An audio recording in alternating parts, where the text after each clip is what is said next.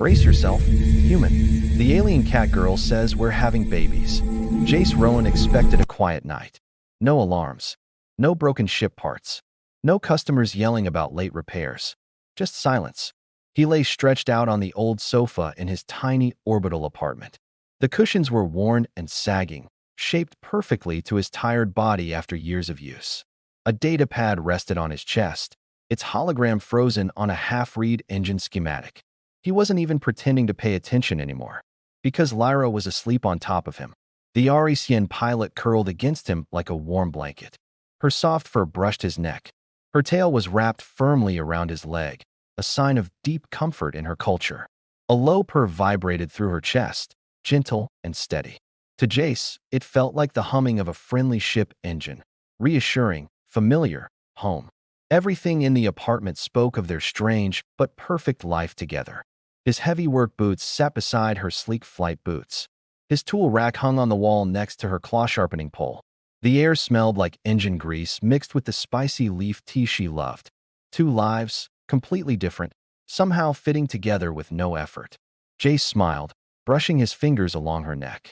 Lyra gave a soft rumble and shifted, pressing closer. He loved moments like this, quiet, peaceful, ordinary. But then her purring stopped. It didn't fade. It didn't slow. It stopped instantly, like a machine losing power. Jace's eyes opened. Every mechanic instinct fired at once. Something was wrong. Lyra slowly lifted her head. Her emerald, slit pupil eyes locked onto his. She wasn't smiling. She wasn't teasing. All the usual playful light inside her gaze had vanished. "Jace," she said softly. His heart jumped.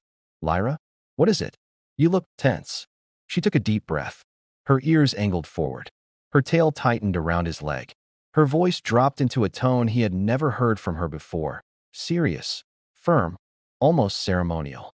"You must prepare yourself, human," she declared. Jace blinked. Prepare for what? Lyra pressed her palm to her stomach. Her eyes glowed with something fierce and proud. "We are having cubelinks." The world inside Jace's mind exploded. He froze completely. His mouth opened, but no words came out. His brain produced only nonsense images. Tiny furry creatures crawling out of a cardboard box, or him trying to herd them with a flashlight like lost kittens. "Cubelinks," he croaked. "As in plural? As in baby." Lyra's serious expression shattered. A bright burst of laughter escaped her. Soft chirps mixed with musical purrs. "You are adorable when your brain melts," she teased. Jace tried to respond, but nothing worked. He just stared at her like a broken robot. Then Lyra gently took his hand and guided it down to her abdomen. She pressed his palm against the warm, firm curve of her stomach. "Feel," she whispered. At first, he felt nothing. Then there it was. A tiny pressure beneath her muscles. A presence. New. Fragile. Alive. Jace sucked in a breath. All washed through him so strongly, he almost felt dizzy. "They're real," he said softly. Lyra nodded, her smile warm and proud. "Yes, our cubelinks." Jace stared at her, at their joined hands, at the new weight of this moment. His shock slowly shifted into something else, a spreading happiness he couldn't contain. "Lyra," he whispered. I can't believe this." She curled into him again, her purr returning, stronger than before. The room felt different now, bigger, fuller, alive with possibility. Their quiet life was over. Something new had begun, and Jace Rowan had no idea what he was in for. But he knew one thing with complete certainty. He wouldn't face it alone. Jace Rowan woke the next morning feeling like someone had replaced his brain with wet clay. He sat at his workbench in the station's repair bay, holding a mug of bitter coffee as if it were a holy object. He just stared into it, unblinking, like answers might float up from the sludge. "Why do you look like a crashed shuttle?" Zara's voice cut through the silence. The insectoid scientist hovered beside him, her four thin arms holding 3 tools and a datapad at the same time. Her glossy plates reflected the flickering lights overhead. Jace didn't raise his eyes. "Lyra told me something." Zara froze mid-movement. "Is she hurt? Is the skyship damaged? Did she crash into something again?" "No," Jace swallowed. "She's pregnant." Zara dropped 2 tools at once. A high-pitched clicking sound burst from her mandibles, her species' version of laughter and shock mixed together. "Pregnant? Truly? With hybrid offspring?" Zara leaned so close her compound eyes nearly touched Jace's face. Plural or singular? Plural, Jace muttered, rubbing his temples. Cubelings. Two, I think. Zara clapped her hands together with the excitement of a scientist discovering a new star. This is extraordinary. A complete miracle of biology. Eryxians usually birth multiples. Humans birth singles. We must run simulations. No, Jace grumbled. We must not. But Zara had already pulled up a hologram of dancing cartoon cubelings. This calls for a station-wide betting pool. Eh what? She swiped her datapad, projecting glowing betting categories across the workbench. Cubeling pool options. Total number of infants. Fur color ratio. Tail length. Whisker count. Whether they inherit Jace's terrible human hair pattern. Delete that last one, Jace said flatly. Impossible. It is too important for science. Zara grinned with her mandibles. Also, it is funny. Jace dropped his face into his hands. The day was already a disaster. Zara tilted her head. Why are you distressed? This is wonderful news. I'm not distressed, Jace said slowly. Okay, I'm maybe a little distressed. Or a lot. He finally looked up at her. Zara, I don't know anything about Arisian babies. Their biology, their needs, their instincts. I don't know what's dangerous or normal. I'm just, he tapped his chest, a mechanic. I fix engines, not tiny living things that grow claws. Zara's expression softened. She set her tools down and leaned forward. Jace Rowan, she said gently. I have known humans for many years. You panic, you complain, you doubt yourselves, but when it matters, you do not break. You adapt. He stared back at her, unsure. Zara continued, her tone surprisingly kind. You fixed a quantum stabilizer last week with nothing but a wire in your teeth. You kept a destroyer from exploding by hitting the right pipe at the right time. You once rescued me from a vent using a spoon. She tapped his shoulder with one of her thin hands. You will not fail your cubelings. Jace felt a small spark of confidence flicker inside him. But the moment didn't last long. Bang! The repair bay door slammed open. Two loaders rushed in. Zara, Jace, you gotta see this. They dragged over a massive station holoscreen. It lit up with glowing text. Erection, human hybrid betting pool now live. Place your wagers. Jace groaned loudly. Zara, you didn't. Zara lifted her chin proudly. For science and for fun. Workers all around the bay cheered. Someone yelled, I bet on tails longer than 30 centimeters. Another shouted, put me down for blue fur. Jace buried his head in his arms. But then Zara gently nudged him with her elbow. Jace, she said softly, forget the pool. Answer one thing. He looked up. Her mosaic eyes glowed with sincerity. Are you happy? The question hit him harder than he expected. He thought about Lyra's soft purr, her warm smile, the way his hand felt on her stomach, the spark of new life beneath his fingers. He felt fear, yes, but also something bigger, something bright and terrifying and wonderful. Yeah, he said quietly. I'm happy. Zara clicked her mandibles in approval. Good. Then everything else will follow. Outside the repair bay window, ships drifted through the star-filled void. Life in the station carried on. But Jace Rowan knew his life had already changed. And it was only the beginning. The craving hit at 2:40 station time. Jace woke to a sharp jab in his ribs. Human, wake up. Lyra's whisper was tense and urgent. Jace blinked, confused. What? What's wrong? Is something happening? Are the cubelings? Food, she hissed. I need food. Now. Immediately. Jace stared at her. Food. She nodded quickly, eyes wide. The salty kind. The glimmer paste. And also the human sugar rings. The crunchy ones. It took Jace's half-asleep brain a full 5 seconds to translate. Glimmer paste and cereal? He asked. Lyra nodded again, desperate. Yes. Together. In a bowl. A big bowl. Jace felt his stomach flip at the idea, but the look on her face told him this was not a suggestion. It was a command. Okay, okay, he whispered, throwing on his jacket. I'll get it. Lyra grabbed his arm as he stood. Please hurry, she said, her ears trembling. If I do not get it soon, I might attack something. Jace did not wait to see what attack something meant. He sprinted out the door. The Arisian district was quiet at night. Too quiet. The halls smelled strongly of dried fish, hot spices, and something that reminded Jace of burnt rubber. Dim lanterns hung from the ceilings, Traditional Arisian glow spheres that flickered like lazy fireflies. Shops were still open, but barely. Most owners glared at him like he was trespassing on sacred ground. He found the one place he needed: Cora's Curios and Edibles, a cramped shop that looked like it had been built centuries ago. Inside, an elderly Arisian male sat on a stool, grooming one long whisker. His fur was silver with age, and one of his ears had a notch missing. He eyed Jace with visible annoyance. Hello, Jace said. He lifted his translator device and spoke into it. I need glimmer paste. For my partner. The device translated in a flat robotic voice. The old Arisian narrowed his eyes, then growled something deep and mocking. The translator dutifully chirped. Why does a clawless off-world mammal seek the tears of the silver moonfish? Jace winced. That is not what I said. Another growl. Another robotic translation. To earn the paste, you must bow 3 times, rotate in a ritual circle, and hum the song of the deep tide. Jace stared at the alien, then at the translator. He felt a stab of frustration. He turned the device off. The old Arisian raised his eyebrows, amused. Jace stepped forward slowly. He placed a hand on his own stomach. Then he made a gentle, cradling motion with his arms. He pointed firmly at the jar on the top shelf. No translator. No games. Just truth. I need it, he said softly. For our children. The old alien's mocking expression faltered. Then, shockingly, softened. With a tired sigh, the shopkeeper stood. He reached up with a hooked pole, pulled down the jar, and scooped a generous amount of thick silver paste into a clay container.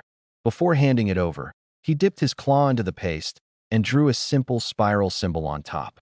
Jace didn't understand it, but he knew it meant something. The alien pushed the jar across the counter without a word. Jace nodded deeply in thanks.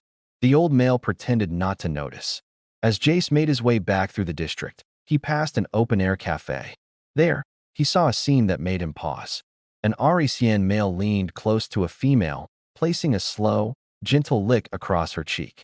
The female's eyes closed, her purr loud enough for Jace to feel in the air. It looked intimate, powerful, like a promise. He wondered if Lyra expected that from him one day, and whether he could ever do it right. Back home, Lyra practically ripped the bowl from his hands. She mixed the glowing silver paste with colorful cereal loops, creating a sight that made Jace's stomach twist. Then she ate it with a joy that bordered on religious. This is perfect, she whispered through a mouthful. You have saved my life. Jace sat beside her. It was interesting down there. He told her about the old shopkeeper and the strange blessing symbol. Lyra froze mid-bite. He gave you the spiral of first birth? Her voice softened. That is a blessing for strong children. He must respect you. Jace blinked. Really? Lyra smiled warmly. Yes, very much. Then, quieter. It means he believes our family is valid. Jace felt something warm fill his chest. For the first time since the shocking news, he felt a tiny spark of confidence. Maybe, just maybe, he could be a good father. Lyra leaned against him, purring softly, her tail curling around his leg. You did well tonight, she whispered. And Jace finally allowed himself to breathe. Their world was changing. Their future was unknown. But in that small, warm moment, they were exactly where they needed to be. Jace Rowan had faced exploding engines, broken reactors, and unpredictable captains. But he had never been as nervous as he was walking into the Interspecies Medical Center. The place felt too clean, too bright, too perfect. Walls glowed with soft blue biolight. Medical drones drifted like silent ghosts. Even the floor hummed with a gentle, sterilizing vibration. Jace felt painfully out of place, like a greasy wrench dropped into a crystal bowl. Lyra squeezed his hand.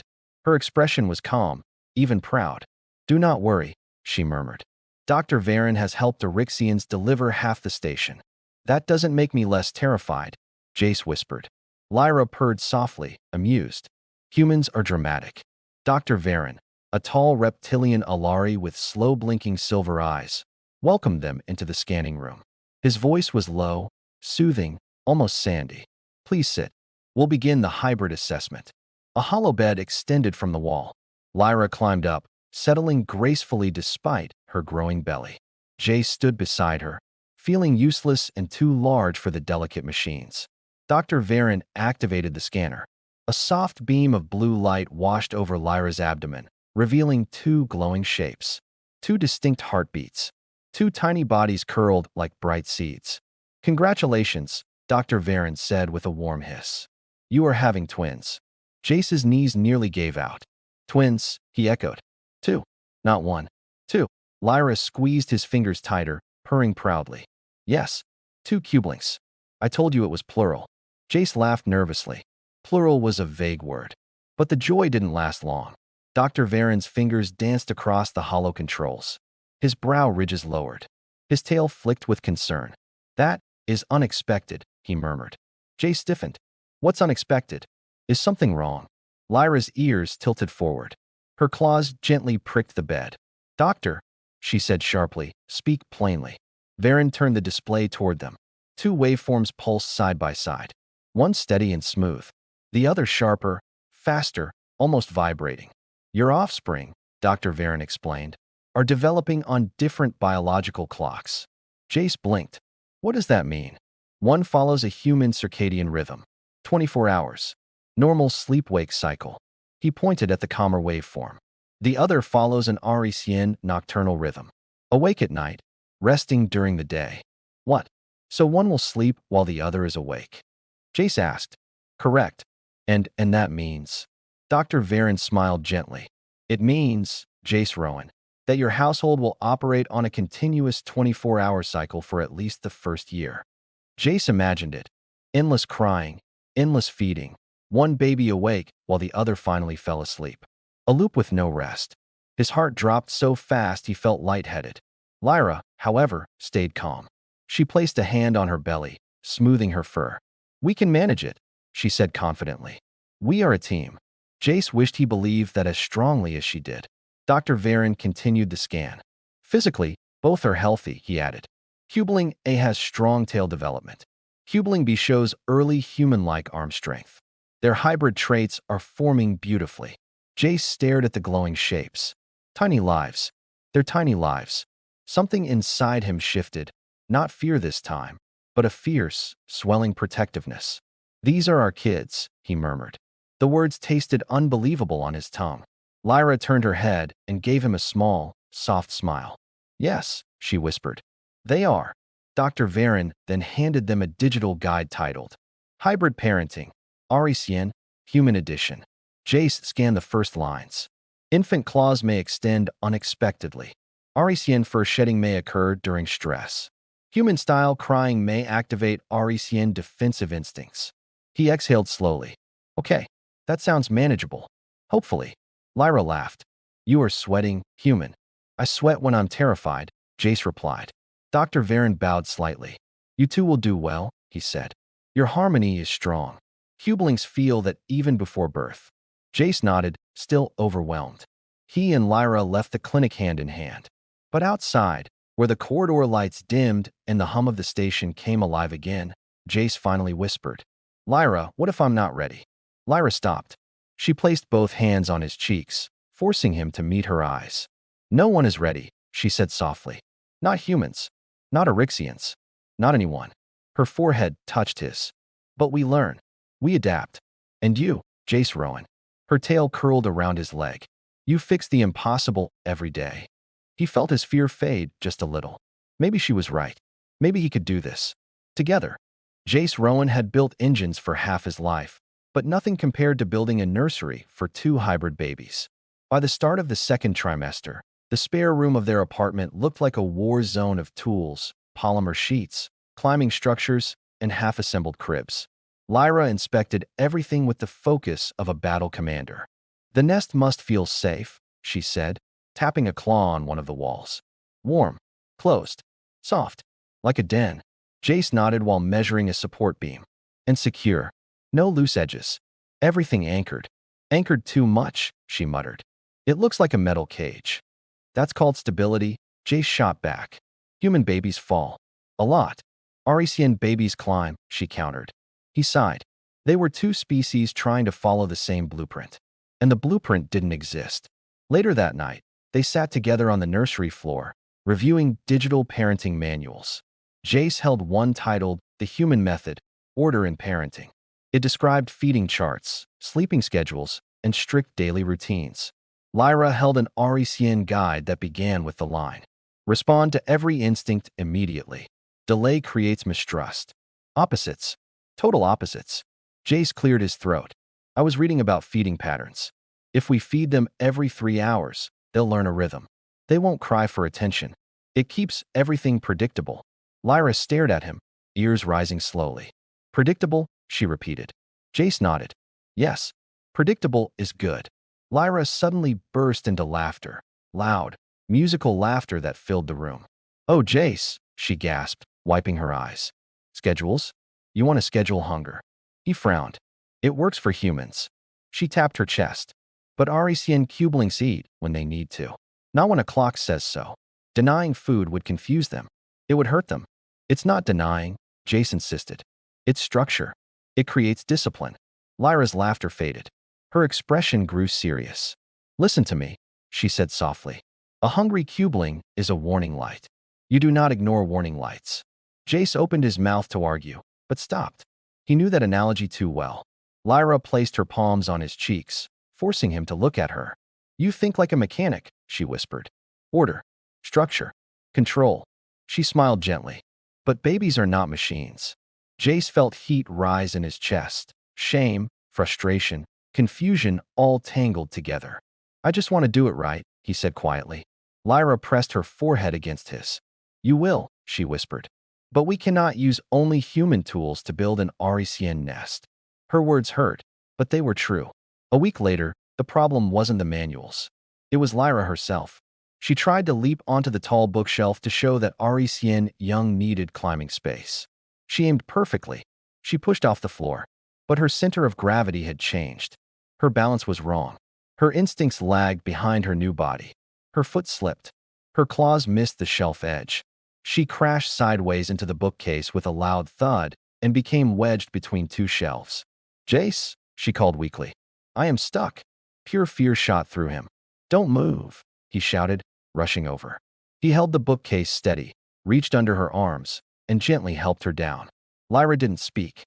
When her feet touched the floor, she sagged against him, trembling hard. "My body doesn't listen to me anymore," she whispered, voice cracking. "It feels wrong. I feel wrong." Jace wrapped his arms around her tightly. "You're not wrong," he murmured. "You're just changing. And that's okay." Lyra buried her face in his chest, shaking. He felt her tears soak into his shirt.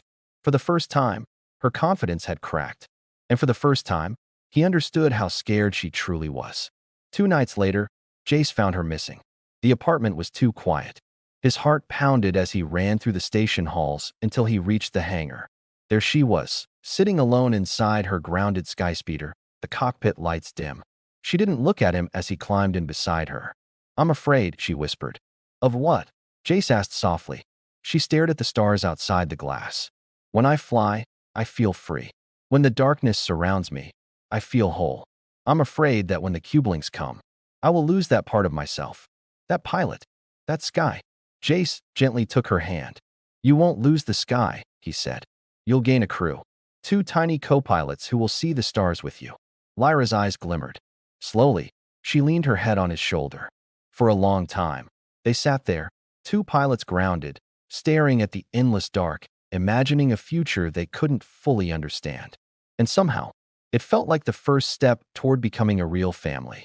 Jace Rowan had just tightened the last bolt on the nursery's safety railing when the apartment door chimed with a sharp, unfriendly tone.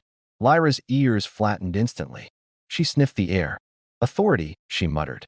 "And not the kind that brings gifts." Jace opened the door and found a tall, pale-feathered official standing stiffly in the hallway. The visitor wore the dark blue uniform of the Interspecies Family Council, and his narrow eyes scanned the apartment like a security scanner. "Samuel Rowan?" His voice was nasal and precise. "Jace," Jace corrected automatically.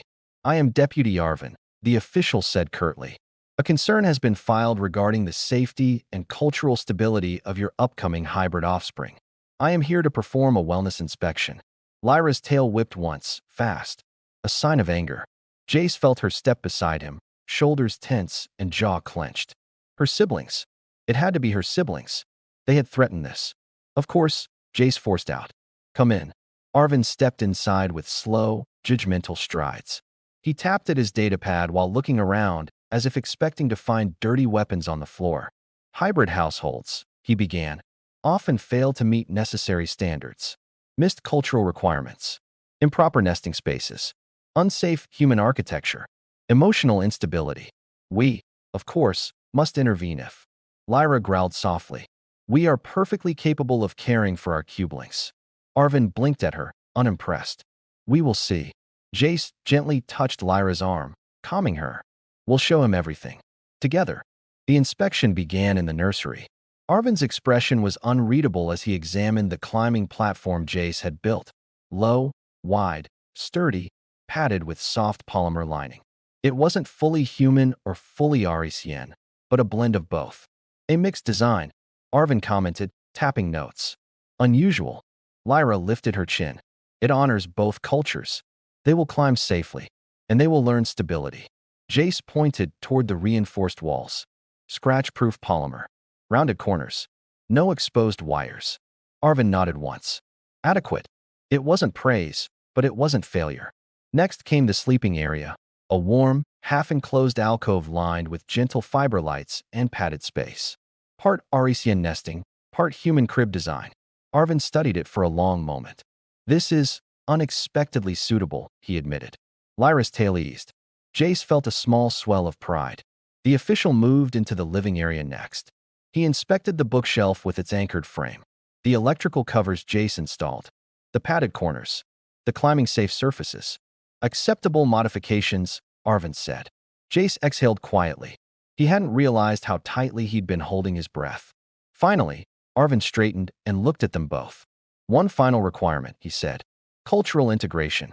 How will you raise hybrid offspring without causing identity confusion?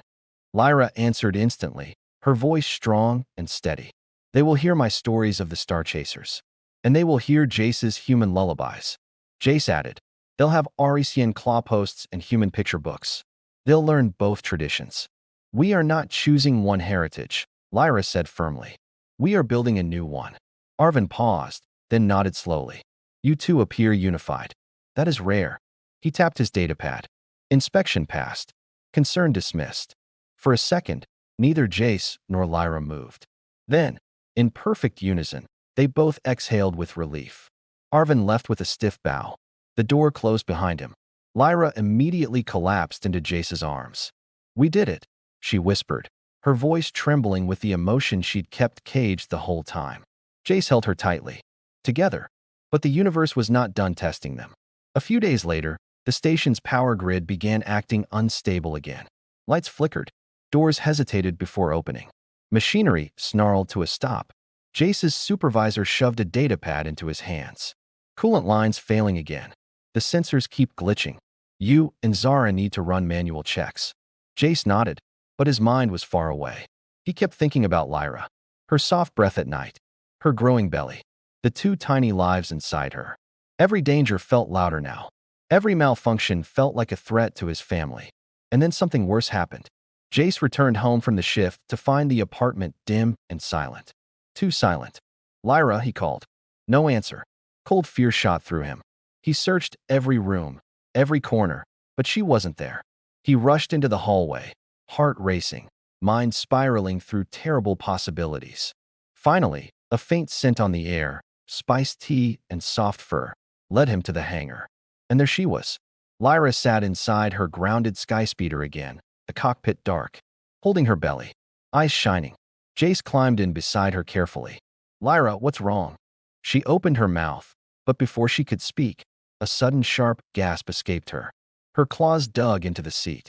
Jace, she whispered, voice shaking. I think something is happening.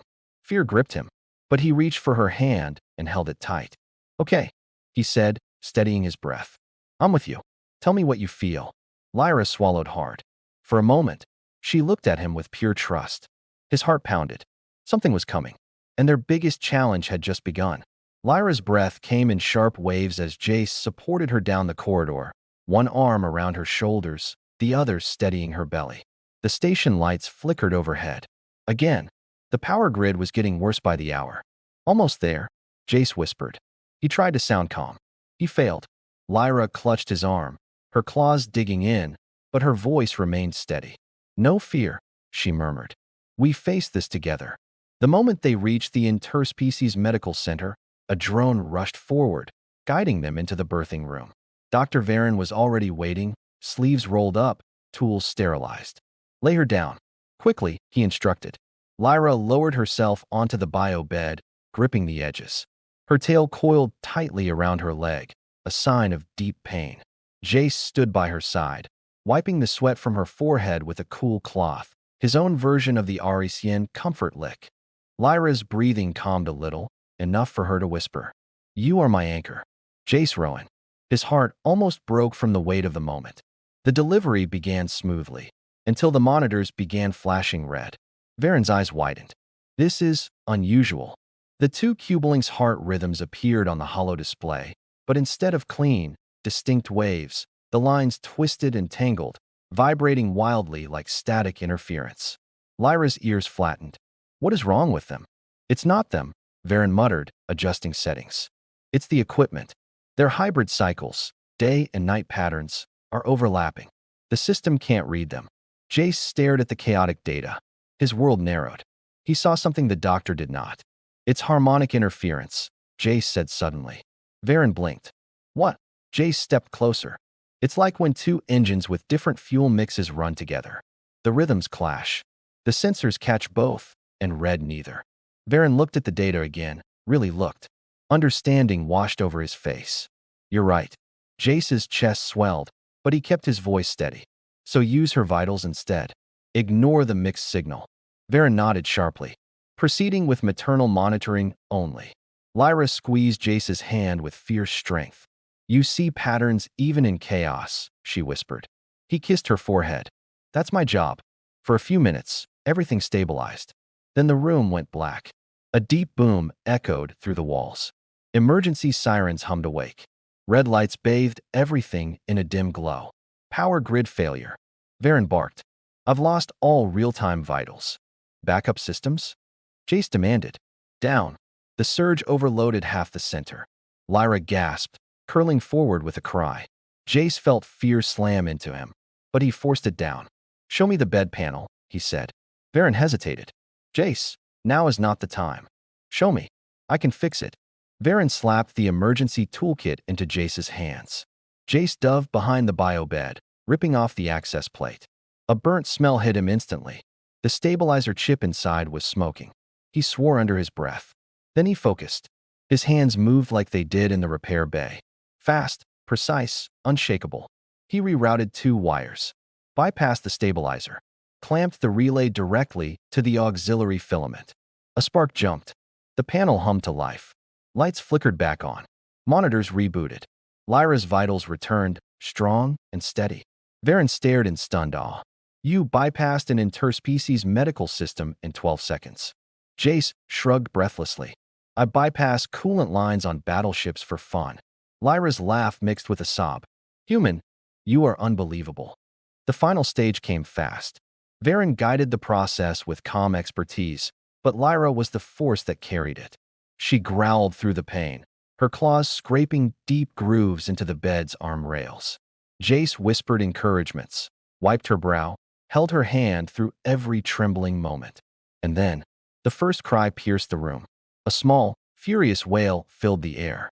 Moments later, a second cry followed, higher, softer. 2 tiny beings, wrapped in biowarm cloths, were placed onto Lyra's chest. One with soft, dark fur and tiny pointed ears. The other with smooth skin and a small tail curled like a question mark. Lyra sobbed openly. Jace felt tears burn his eyes. "They're perfect," he whispered. His voice broke. "They're ours." Lyra leaned her forehead against his. "You saved them," she murmured. "You saved all of us." Jace held the Cubelings gently, terrified he might break them, amazed they were alive at all. He wasn't a warrior. He wasn't a hero. He wasn't even a medical expert. But he was human, and humans solved impossible problems with stubbornness and heart. When they finally arrived home hours later, the apartment felt new, changed, filled with warm silence and tiny breaths. On the table sat unexpected gifts.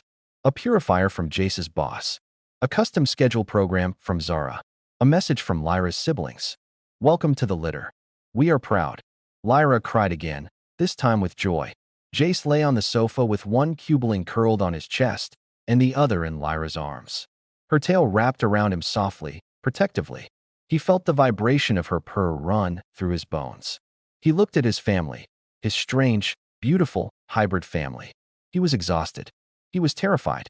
He didn't know what tomorrow would bring. But he knew one thing for certain. He was exactly where he belonged. The luckiest human in the galaxy. And father to two tiny miracles who had already changed everything.